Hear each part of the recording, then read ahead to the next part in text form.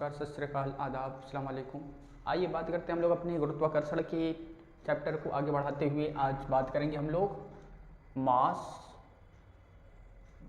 द्रव्यमान क्या होता है। तो इसको समझते हैं कि मास क्या होता है, द्रव्यमान क्या होता है। देखिए पहला क्या लिखा गया है आपका, हमने सारे हिंदी और इंग्लिश दोनों को पैरेलल में लेकर के चलेंगे, साथ में लेकर के चलेंगे। तो देखिए हम इसको पॉइंट वाइज लिख दिए हैं। तो समझते हैं पहला, quantity of a matter in a body, quantity of a matter in a body is called मास।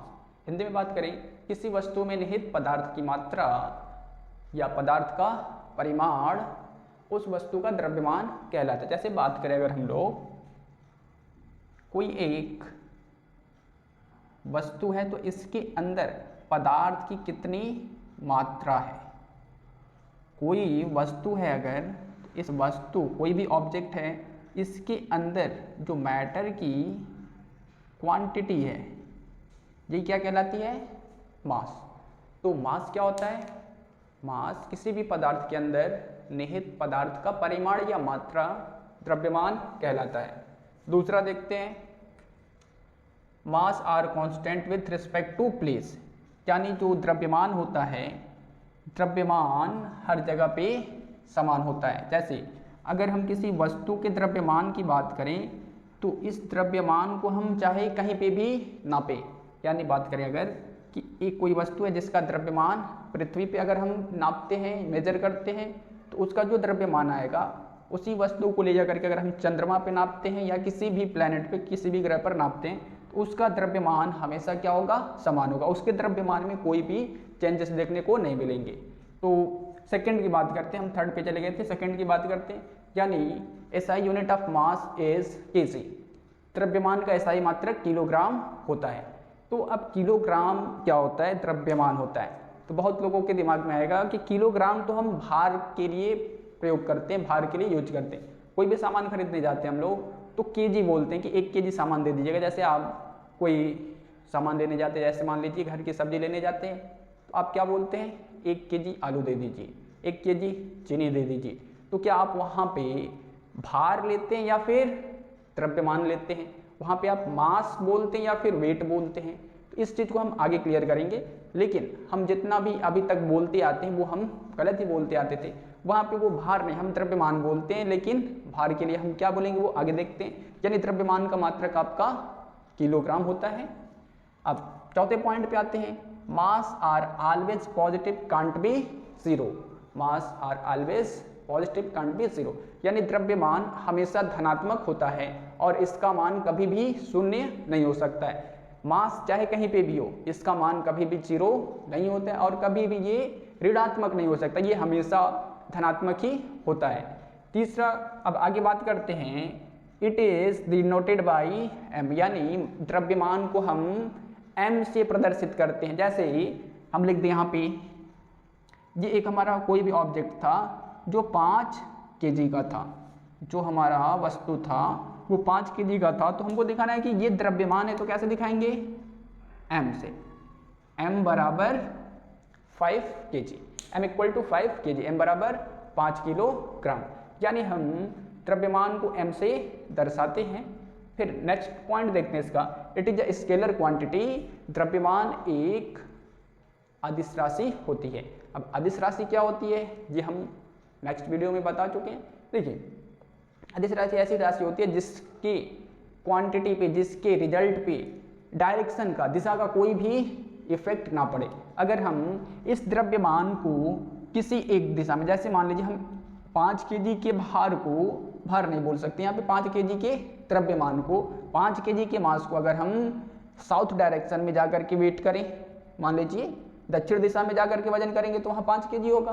क्या उसी सामान को हम उत्तर दिशा में ले जाकर के वजन करते हैं, नापते हैं, तो क्या उसका मान बदल जाता है, नहीं, उसका मान क्या होगा, वही होगा। अगर हम वस्तु को ऊपर ले जा करके वजन करें, मेजर करें, तो उसका जो मास होगा ऊपर, वही मास हम पृथ्वी के नीचे भी ले जाएंगे तो सेम होगा। यानी ये कभी भी दिशा के ऊपर निर्भर नहीं करता है। तो जो आपका द्रव्यमान होता है, ये हमने इसके 6 पॉइंट देख लिए। पहला पॉइंट क्या था, किसी भी वस्तु में निहित पदार्थ की परिमाण को ही हम पदार्थ का द्रव्यमान बोलते हैं। दूसरा, द्रव्यमान का सही मात्रक किलोग्राम होता है। तीसरा, द्रव्यमान सर्वत्र यानी हर जगह पे समान होता है, चाहे कहीं पे भी इसको हम नाप लें, हर जगह द्रव्यमान समान होता है। चौथा, द्रव्यमान हमेशा पॉजिटिव होता है और यह कभी भी शून्य नहीं हो सकता है। पांचवा, द्रव्यमान को m से दर्शाया जाता है और यह एक प्रकार की अदिश राशि होती है। आगे बात करेंगे हम लोग भार के बारे में कि भार क्या होता है, कि भार क्या होता है, किसी वस्तु के भार को हम कैसे परिभाषित करेंगे, कैसे उसको डिफाइन करेंगे। तो आइए देखते हैं क्या लिख रहा है हमने। किसी वस्तु का भार वह बल होता है जिससे पृथ्वी उस वस्तु को अपनी ओर खींचती है या फिर अपनी ओर आकर्षित करती है। तो क्या हमने सीखा, क्या बोलता है आपका परिभाषा, कि जो भार होता है वो एक प्रकार का बल होता है और वह बल किसके द्वारा लगाया जाता है, पृथ्वी के द्वारा। पृथ्वी किसी भी वस्तु को कितने बल से अपनी ओर आकर्षित कर रही है, अट्रैक्ट कर रही है, खींच रही है, जितना पृथ्वी बल लगाती है वही हमारा भार होता है।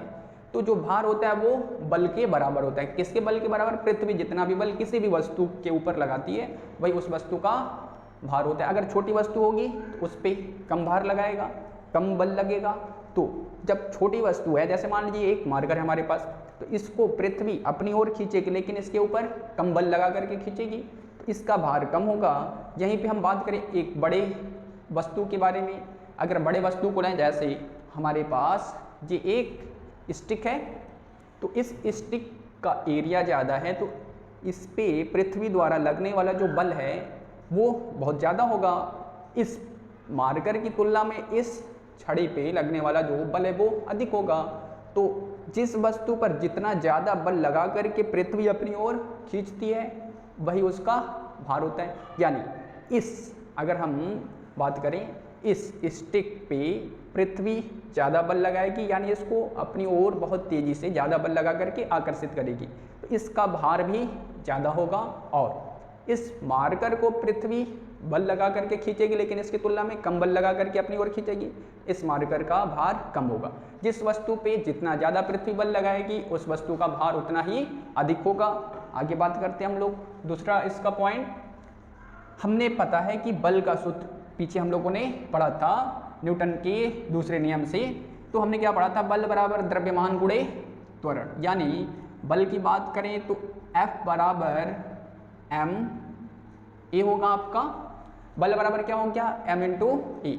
यानी पृथ्वी किसी m द्रव्यमान के वस्तु पे बल लगा करके अपनी ओर आकर्षित कर रही है, तो हमने पढ़ा है कि पृथ्वी के नज़दीक जैसे जैसे वस्तु आती है उसके वेग में वैसे वैसे वृद्धि होती है, वैसे वैसे ही इसके त्वरण में भी वृद्धि होगा। यानी कोई भी वस्तु जब पृथ्वी अपनी ओर खींचेगी तो उसके अंदर एक त्वरण होगा, और ये जो उत्पन्न त्वरण है किसके कारण होगा, तो आगे देखते हैं। पृथ्वी के गुरुत्वीय बल के कारण गुरुत्वीय त्वरण जी आरोपित होता है। यानी ये जो त्वरण था, ये त्वरण पृथ्वी के कारण, पृथ्वी जो बल लगा रही है उसके कारण त्वरण उत्पन्न हुआ।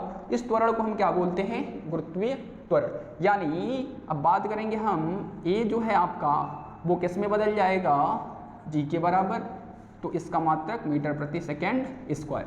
यानी पृथ्वी द्वारा जो त्वरण लगाया जा रहा है वो गुरुत्वीय त्वरण है जिसे दर्शाते हैं। अब बात करते हैं इससे, यानी इसको हमने मान लिया समीकरण नंबर 1। अब समीकरण नंबर 1 से बात करें अगर, तो पृथ्वी द्वारा जो लगाया गया बल होगा, तो यहाँ पे बात करें F बराबर क्या हो जाएगा, समीकरण 1 से बात करें अगर हम लोग, समीकरण 1 से क्या मिलेगा हम लोगों को, F बराबर m और a की जगह पे g हो जाएगा। F बराबर m g हो गया। आगे बात करते हैं, देखते हैं क्या लिखा हमने। लेकिन पृथ्वी द्वारा आरोपित आकर्षण बल ही क्या कहलाता है, भार कहलाता है। पृथ्वी किसी वस्तु को कितने बल से अपनी ओर आकर्षित कर रही है वही उस वस्तु का भार कहलाता है। तो अब F के जगह पे हम W लिख सकते हैं। क्या लिखा हमने, भार को W से प्रदर्शित किया जाता है, यानी भार को W से दिखाएंगे तो W बराबर आपका फार्मूला सूत्र क्या प्राप्त हुआ, mg। ये आपका भार का सूत्र मिल जाता है यहाँ पे। तो भार बराबर द्रव्यमान गुणे गुरुत्वीय त्वरण होता है। अब बात करते हैं भार का एसआई मात्रक। तो भार का एसआई मात्रक क्या होगा, तो इसको आपको रटना नहीं है। देखिए बच्चे कन्फ्यूज होते हैं द्रव्यमान और भार के मात्रक में। तो हमें अगर भार की परिभाषा याद है, भार क्या होता है, एक प्रकार का बल होता है, और वह बल क्या है, पृथ्वी जितने बल से पृथ्वी किसी वस्तु को अपनी ओर खींचती है वही उस वस्तु का भार होता है। यानी भार एक प्रकार का बल है, तो बल का मात्रक क्या होता है आपका? न्यूटन। तो वही हमने लिखा एसआई मात्रक, भार का एसआई मात्रक न्यूटन होता है। आपको कंफ्यूज नहीं होना है, यहाँ पे हम थोड़ा सा इसको क्लियरिफाई करते हैं। द्रव्यमान और भार। जो द्रव्यमान है हमने क्या पढ़ा था पीछे अभी कि द्रव्यमान किसी वस्तु में निहित पदार्थ की मात्रा होती है। जो द्रव्यमान होता है वो पदार्थ की मात्रा होती है, और भार जो होता है क्या होता है? एक प्रकार का बल है। हो सकता है यहाँ पे आप लोगों को चमक रहा हो, तो हमारी बात को सुनिएगा। द्रव्यमान पदार्थ की मात्रा यानी क्वांटिटी, तो मात्रा को हम किस में नापते हैं? केजी में, यानी द्रव्यमान का मात्रक किलोग्राम हो गया। और भार क्या? एक प्रकार का बल है, और बल का मात्रक क्या होता है? न्यूटन। यानी द्रव्यमान का मात्रक किलोग्राम और भार का मात्रक न्यूटन होता है। तो यहाँ पे हम लोगों ने भार और द्रव्यमान को डिस्कस कर लिया है। आगे बात करेंगे हम लोग भार और द्रव्यमान में क्या अंतर होता है। आइए उसको हम लोग एक एक समझते हैं। इधर हमने द्रव्यमान को लिया और दूसरे साइड में हमने भार को लिया है। एक तरफ हमने मास लिया, दूसरे साइड में वेट को लिया है। तो देखिए पहला क्या लिखा हमने? किसी वस्तु में निहित पदार्थ की मात्रा वस्तु का द्रव्यमान कहलाता है। किसी वस्तु में निहित कुल मात्रा, पदार्थ की कुल मात्रा वस्तु का द्रव्यमान कहलाता है। यानी किसी वस्तु में कितना पदार्थ की मात्रा वो उसका द्रव्यमान हो क्या। लेकिन भार की बात करें तो भार को देखिए क्या दिया गया है? जब गुरुत्वीय बल के कारण पृथ्वी किसी वस्तु को अपनी ओर खींचती है, यानी अपनी केंद्र की ओर खींचती है, तो वह वस्तु का भार कहलाता है। यानी जब पृथ्वी किसी वस्तु को अपनी ओर खींची तो एक बल लगा करके खींची, तो वही बल भार कहलाता है। वही लिखा हमने, जब गुरुत्वीय बल से पृथ्वी वस्तु को अपने केंद्र की ओर खींचती है तो वह वस्तु का भार कहलाता है। यानी दोनों में डिफरेंस हमने देखा। द्रव्यमान का क्या था? किसी पदार्थ में कुल मात्रा, किसी वस्तु में पदार्थ की कुल मात्रा द्रव्यमान कहलाएगा, और किसी वस्तु को जब पृथ्वी एक बल के द्वारा अपने केंद्र की ओर खींचेगी तो वो उसका भार कहलाता है।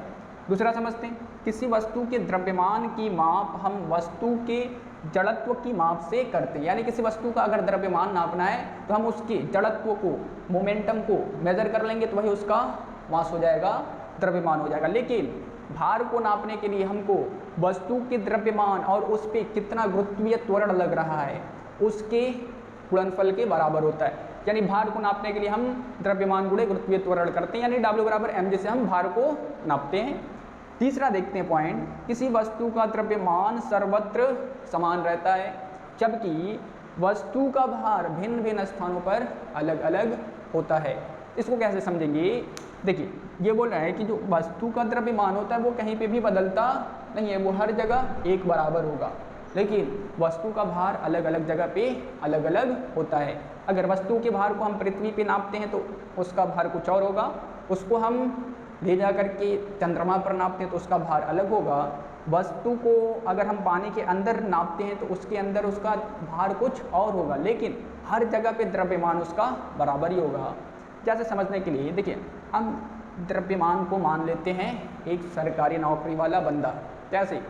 जिसके पास एक गवर्नमेंट जॉब हो उसको हम मास बोलेंगे, और जिसके पास कोई जॉब ना हो, बेरोजगार हो हमारे और आपकी तरह, तो उसको हम क्या बोलेंगे? भार। यानी जो बहुत कोई उसके पास नौकरी नहीं है तो उसके सर पे बहुत ज़्यादा भार होता है, बहुत सारे बोझ होते हैं उसके सर पे कि हाँ हमको जॉब भी करना है, घर का सारा हमको जिम्मेदारी भी देखना है। तो जो बेरोजगार इंसान होता है उसके ऊपर बहुत ज़्यादा भार होता है। लेकिन जिसके पास गवर्नमेंट जॉब होता है उसका क्या होता है?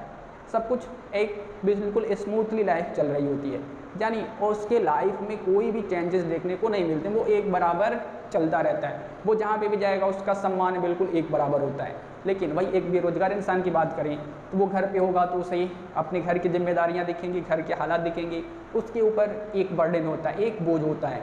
अगर वो घर से बाहर निकलता है तो आसपास के समाज के लोग उसको ताने मारते हैं कि इसके पास कोई जॉब नहीं, ये कुछ कर नहीं सकता है, तो वहाँ पे गया तो उसके ऊपर बोझ दूसरा आ गया। अगर वही अपने दोस्तों के साथ जाता है, कुछ दोस्तों का जॉब लग गया हो तो वो क्या करेंगे? उसको कमेंट करते हैं, बोलते हैं कि तुम्हारे बस की बात नहीं है कि तुम कुछ कर पाओगे। यानी जो बेरोजगार इंसान है उनके ऊपर भार हमेशा वेट जो है चेंज हो रहा है। जैसे जैसे हम स्थान चेंज कर रहे हैं वैसे वैसे ही इसके ऊपर बोझ का जो क्राइटेरिया वो बदलता जा रहा है। यानी भार हर जगह पे अलग अलग है, लेकिन द्रव्यमान जो है वो हर जगह पे समान है। आइए आगे बात करते हैं। द्रव्यमान का भार, तो यहाँ पे भार नहीं, क्या होगा यहाँ पे, द्रव्यमान का माप कर लेते हैं। द्रव्यमान का माप भौतिक तुला द्वारा किया जाता है, यानी द्रव्यमान को नापना हो, मेजर करना हो तो हम उसे भौतिक तुला द्वारा नापते हैं। अब बात करते हैं भार का, यहाँ पे भी माप रहेगा। भार का माप कमानीदार तुला द्वारा किया जाता है, यानी देखते होंगे कभी आप मार्केट में जाते होंगे कोई भी सामान खरीदने, तो देखते होंगे एक तराजू होता है जो ठेले वाले लेकर के क्या करते हैं, ऊपर नीचे ऐसे तराजू होगा, इसके ऊपर बंधा होता है और दोनों तरफ, एक तरफ वो नापने के लिए बटकरा रखते हैं, किलो रखते हैं और दूसरी तरफ सामान रखते हैं। इसको बोलते हैं हम कमानीदार तुला, यानी ये कमानी होता है, ये ऊपर नीचे होता रहता है। तो यही बोला कि भार नापने के लिए हम कमानीदार तुला का प्रयोग करते हैं। तो अब आप बताइए, जो आप सामान खरीदते हैं वो भार होता है या फिर द्रव्यमान होता है? तो वो भार ही होता है, लेकिन हम लोग उसका यूज गलत तरीके से करते रहते हैं, तो उसको अभी हम ज़्यादा फोकस नहीं करेंगे। तो देखिए, भार नापने के लिए कमानीदार तुला, यानी ये एक कमानी होता है, तो इसलिए भार को नापने के लिए कमानीदार तुला, जबकि द्रव्यमान नापने के लिए एक भौतिक तुला का प्रयोग किया जाता है, वो बिल्कुल स्टेबल होता है, उसको बोलते हैं। फिर आगे बात करते हैं, यह एक अदिश राशि होता है। जो द्रव्यमान होता है एक अदिश राशि होता है, जबकि भार एक सदिश राशि होता है। अगर द्रव्यमान को हम किसी भी दिशा में ले जाकर के नापते हैं, किसी भी हाइट पर ले जाकर के नापते हैं, तो उसमें कोई भी परिवर्तन देखने को नहीं मिलता है, जबकि भार को हम जैसे जैसे ऊपर ले जाते हैं वैसे वैसे भार में वृद्धि महसूस होगा, यानी भार में हमेशा बदलाव देखने को मिलता है, यानी जैसे जैसे दिशा भी परिवर्तन करते हैं तो हमको भार में अंतर देखने को मिल जाता है। अच्छा, थोड़ा सा हम बात करते हैं यहाँ पे, भार का माप कमानीदार तुला द्वारा किया जाता है, तो साथ ही साथ बात करें अगर हम, यह एक सदिश राशि होती है, तो क्या इस भार को हम कम या ज़्यादा कर सकते हैं? तो आइए आगे देखते हैं।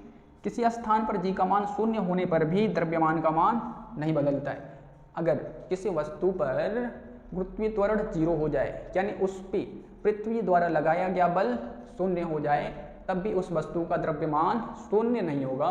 जबकि किसी स्थान पर जी का मान शून्य हो जाए, अर्थात पृथ्वी उसको किसी बल के द्वारा अपनी ओर ना खींचे, पृथ्वी द्वारा उस वस्तु पर लगाया गया बल शून्य हो जाए, उस वस्तु का भार भी शून्य हो जाएगा। क्योंकि भार का हमने परिभाषा ही क्या देखा कि भार एक प्रकार का बल होता है, जिस बल के द्वारा पृथ्वी किसी वस्तु को अपनी ओर खींचती है, वही आपका भार होता है। अगर जी शून्य हो गया तो भार में रखते हम लोग, सूत्र हमने प्राप्त किया था, भार बराबर द्रव्यमान गुणे गुरुत्वीय त्वरण। गुरुत्वीय त्वरण का मान शून्य जैसे ही होगा तो हम क्या करें, 0 रख दे जी का मान, तो W बराबर आपका 0 हो जाता है, भार आपका शून्य हो जाएगा। यदि आपका गुरुत्वीय त्वरण जी का मान शून्य होगा तो वस्तु का भार भी शून्य हो जाएगा। तो ये हम लोगों ने द्रव्यमान और भार में अंतर देखा। आगे बात करेंगे हम लोग चंद्रमा पर पृथ्वी का भार क्या होगा, इसके बारे में समझते हैं कि अगर किसी वस्तु का भार पृथ्वी पर कुछ है तो उस वस्तु का भार चंद्रमा पर क्या होगा, क्या दोनों जगह बराबर भार होगा या फिर दोनों जगह अलग अलग भार होगा, उसके बारे में देखते हैं। तो देखिए, बात करेंगे हम लोग चंद्रमा पर किसी वस्तु का भार क्या होगा, तो हमने क्या लिखा है, चंद्रमा पर किसी वस्तु का भार उसके पृथ्वी पर भार के 1/6 गुना होता है। यानी यदि किसी वस्तु का भार पृथ्वी पर जितना होगा उसके 1/6वां भाग के बराबर चंद्रमा पे उसका भार होगा। आइए इसको हम लोग एक प्रश्न के द्वारा समझते हैं। हमने एक प्रश्न लिया है, किसी वस्तु का भार पृथ्वी पर 60 किलोग्राम है, तो उस वस्तु का भार चंद्रमा पर कितना होगा, आइए देखते हैं।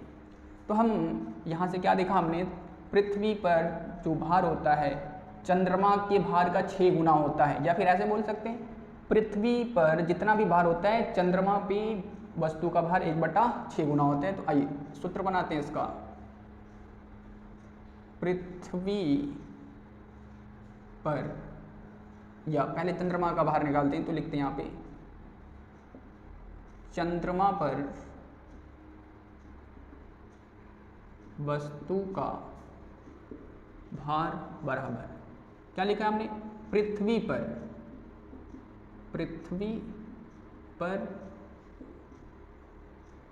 वस्तु का भार, पृथ्वी पर वस्तु के भार का 1/6। तो यहाँ पे अगर बात करें हम लोग, मान लिए चंद्रमा पे वस्तु के भार को हम कैसे दिखाते हैं, WMC, यानी वेट ऑफ मून, चंद्रमा पर वस्तु का भार। पृथ्वी पर वस्तु के भार को हम लोग W से लिखा है और का मतलब होता है गुणा 1/6। तो हमने ये चंद्रमा पर किसी वस्तु के भार का सूत्र निकाला। तो यहाँ से ये सूत्र आप लोग याद रखिएगा, चंद्रमा पर किसी वस्तु का भार बराबर पृथ्वी पर वस्तु का भार गुणे 1/6। ये सूत्र याद रखिए। अब बात करते हैं क्या क्या आपके सवाल में दिया है। यहाँ से अगर हम हल की बात करें, हल यहाँ से हम अगर चालू करें तो हम लोगों को दे रखा है, दिया है क्या क्या चीज़ हम लोगों को सवाल में दे रखा है। WE का मान, पृथ्वी पर वस्तु का भार दिया है, WE का मान कितना दिया है 60 किग्रा। और WM यानी चंद्रमा पर वस्तु का भार पूछ रहा है। तो यहाँ आगे लिख देते हैं हम, ये पृथ्वी पर वस्तु का भार दे रखा है और चंद्रमा पर वस्तु का भार ज्ञात करने के लिए बोला है। चंद्रमा पर वस्तु का भार क्या होगा उसको ज्ञात करना है। तो हमने ये सूत्र निकाला है। तो रखते हैं WM बराबर WE गुणे 1/6। तो मान रखते हैं WE का मान कितना दिया है 60 गुणे 1/6। इसके नीचे 1 मान लिया तो ये आपका यहाँ से कैंसिल आउट कर लेंगे, 6 कम 6, 6 दाई में 10, यानी चंद्रमा पर उस वस्तु का भार सिर्फ कितना होगा 10 न्यूटन। देखिए अगर हम बात करें यहाँ पे, अभी हमने ये सवाल में भी थोड़ा सा गलती किया था, आप लोगों को समझना था। किसी ने भी अभी तक इस बात पे ध्यान नहीं दिया होगा कि हाँ हमने क्या लिखा है यहाँ पे, पृथ्वी पर वस्तु का भार। तो देखिए ये माइनर सा मिस्टेक है, आपने ध्यान नहीं दिया अभी तक, यही हम चेक करना चाहते थे। किसी वस्तु का भार पृथ्वी पर 60 kg होता है। अभी भी आप लोग समझ नहीं पा रहे होंगे कि हम क्या बोल रहे हैं, कि यहाँ पे क्या चीज़ गलत लिखा हुआ है। यहाँ पे सवाल बिल्कुल गलत है, सरासर गलत है। यहाँ पे क्या बोला है, किसी वस्तु का भार पृथ्वी पर 60 kg है। क्या ऐसा होता है, किसी वस्तु का भार पृथ्वी पर 60 kg हो सकता है? नहीं, अभी भी आप लोग कंफ्यूज हैं। भार का मात्रक क्या होता है, न्यूटन। भार का मात्रक न्यूटन, यही चीज़ ध्यान देना आपको। तो यहाँ पे हमको क्या करना होगा, न्यूटन करना होगा। अगर आप केजी कर लेते हैं तो वो आपका द्रव्यमान हो जाएगा, और द्रव्यमान कहीं पे भी बदलता नहीं है। तो देखिए यहाँ पे जो हमारा फाइनली आंसर आएगा वो क्या आएगा, न्यूटन में। जी हमने पृथ्वी पर और चंद्रमा पर वस्तु के भार में संबंध देखा। तो सीधा सीधा हमको ये याद रखना है कि जो चंद्रमा पे भार होगा, जैसे चंद्रमा पे भार 10 न्यूटन है, पृथ्वी पे भार 60 न्यूटन है, यानी चंद्रमा के भार का 6 गुना पृथ्वी पर होता है। या फिर इसका उल्टा याद कर सकते हैं, पृथ्वी पर जो भार होता है चंद्रमा पर पृथ्वी के भार का 1/6वां भाग होता है। इस प्रकार से आप चंद्रमा और पृथ्वी पर वस्तु के भार में संबंध ज्ञात कर सकते हैं।